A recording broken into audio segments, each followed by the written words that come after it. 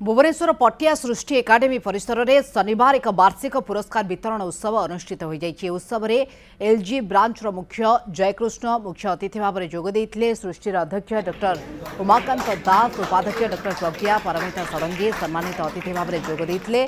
सृष्टि academy MBA MCA विभाग छात्र छात्री मध्य 5 दिन धरी विभिन्न इंडोर खेल प्रतियोगिता करा जायतिला। कृतित्व अर्जन करथिबा पिलामानकु मुख्य अतिथि ट्रॉफी और मानपत्र प्रदान करथिले। पिलामाने केवल पाठपढ़ा नुहे सेमानक मध्य थिबा लुकायित प्रतिभा उज्जीवित करबा ए प्रतियोगितार मूल लक्ष्य थिला।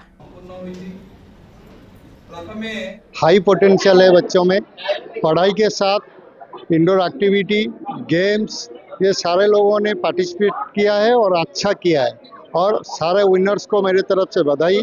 और श्रुति मैनेजमेंट की कॉलेज से जो कि ओडिशा का नंबर 1 और अव्वल कॉलेज है, उसका मैं यही बताना चाहूँगा कि यहाँ पे जो स्टडी करते हैं उनका फ्यूचर के लिए बहुत बहुत बधाई हो और आगे भी ऐसे प्रोग्राम होता है। एनुअल कंपटीशन आम करूँ, बेसिकली आम सब इंडोर गेम्स कंपटीशन करूँ।